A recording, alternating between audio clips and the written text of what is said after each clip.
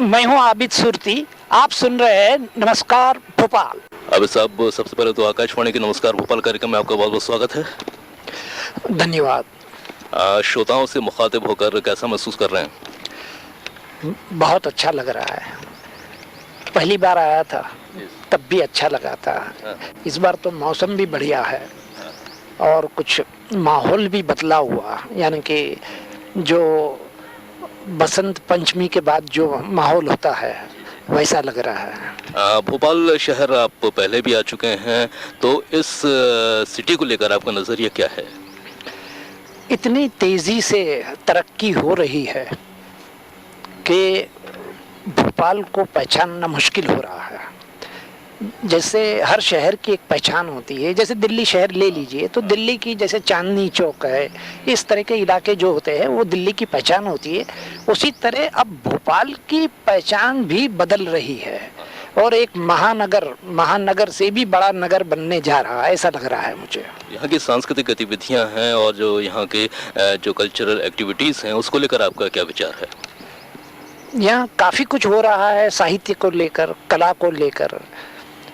कई जगह देखी मैंने। अभी एक एनजीओ देखा, एकलव्य करके है, जिन लोगों ने बाल साहित्य में बहुत ही बढ़िया काम किया है।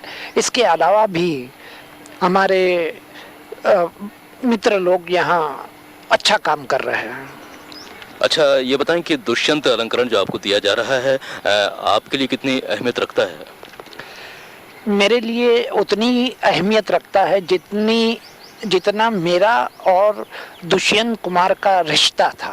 हम लोग बहुत ही करीब के दोस्त थे और मैं पूरी रात उनके साथ जाग कर पूरी रात भर मैंने उनसे गज़लें सुनी है।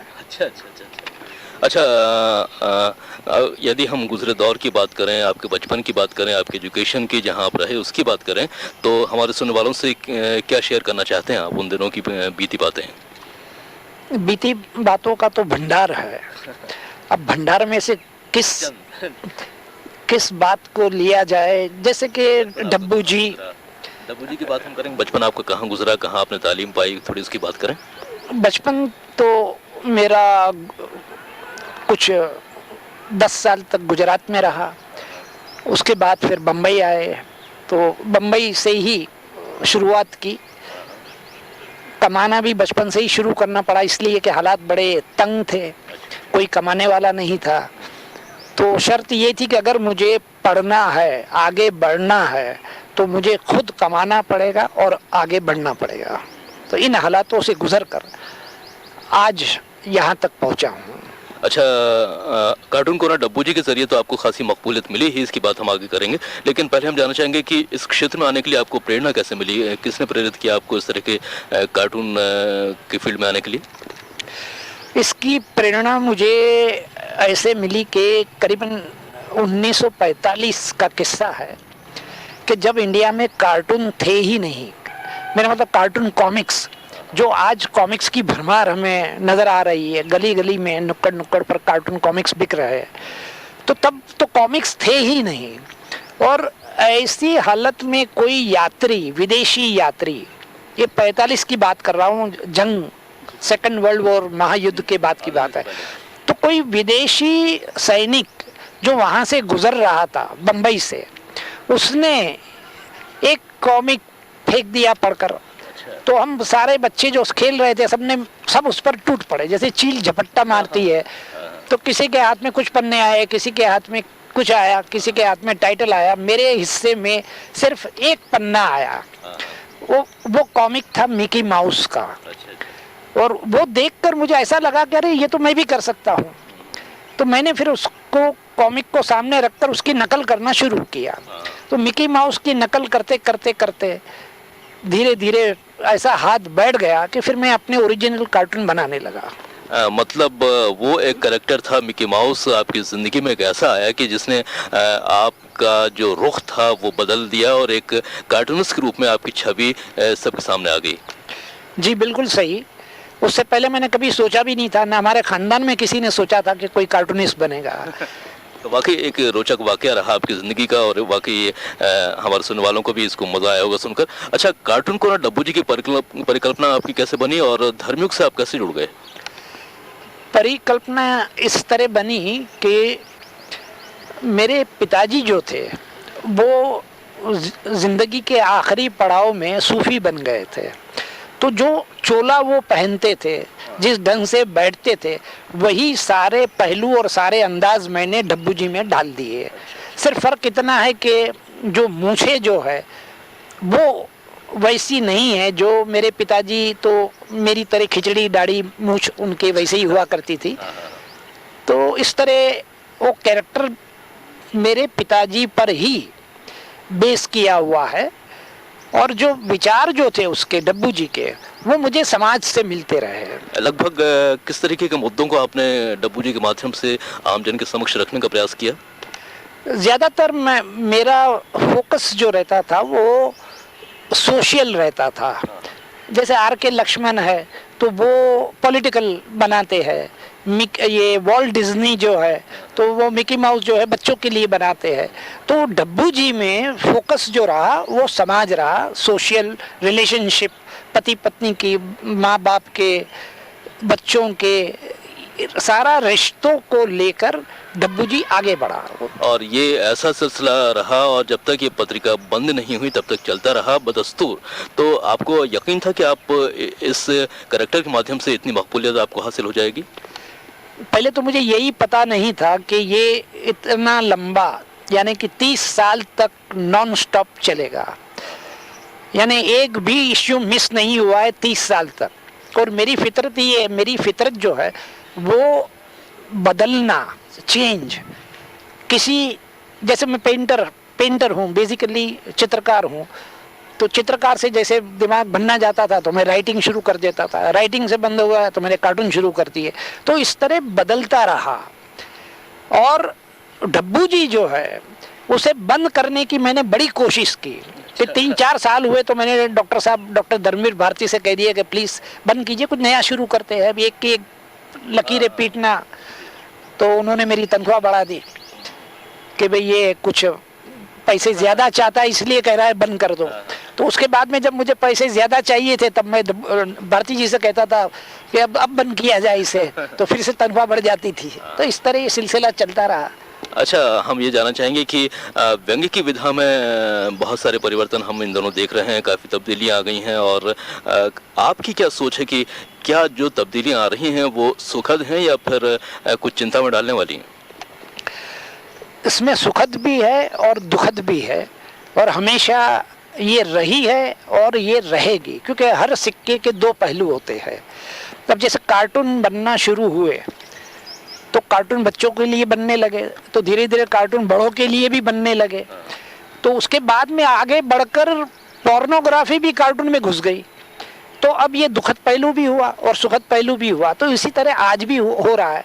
आज की जो टेक्नोलॉजी है, कार्टून नेटवर्क है या और भी जैसे इलेक्ट्रॉनिक जो गैजेट्स आ रहे हैं, तो उसमें वायलेंस घुसता जा रहा है कार्टून के अंदर, और इस हद तक घुसता जा रहा है कि समझ में नहीं आता कि कहाँ चलकर ये रुकेगा।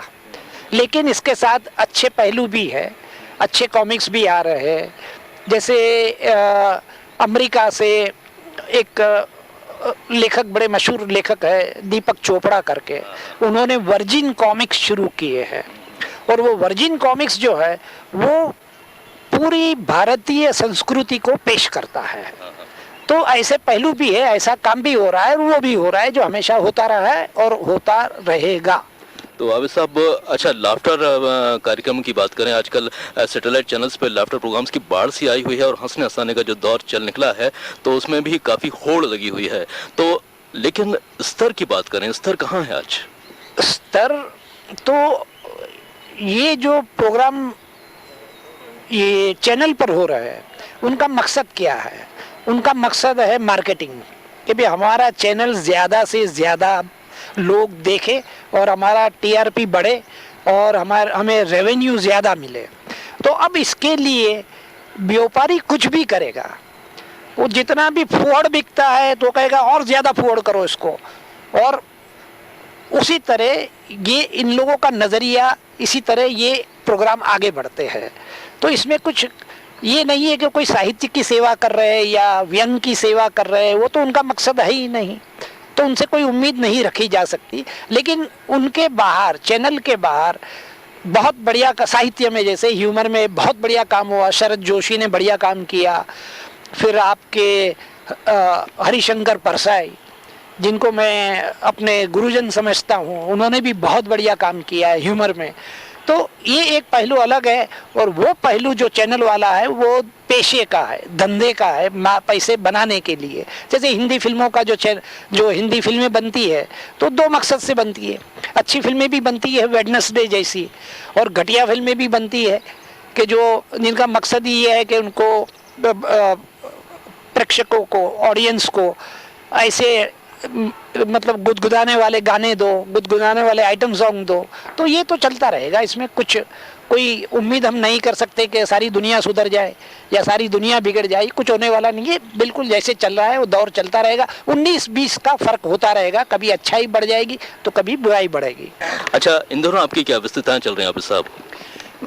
इन दिनों मैं बच्चों की किताबों पर काम कर रहा हूँ, और खुसूसन नेशनल बुक ट्रस्ट के लिए मेरी 10 किताबों का एक सेट करीब करीब तैयार हो गया है, जो मल्टी लैंग्वेज प्रोजेक्ट है, जो हिंदी से मराठी, उड़िया, बांग्ला, कन्नड़ हर जबान में आने वाला है। एक तो बड़ा प्रोजेक्ट ये है, और भी ऐसे ही बच्चों के 2-3 प्रोजेक्ट है जिन पर मैं अभी काम कर रहा हूँ।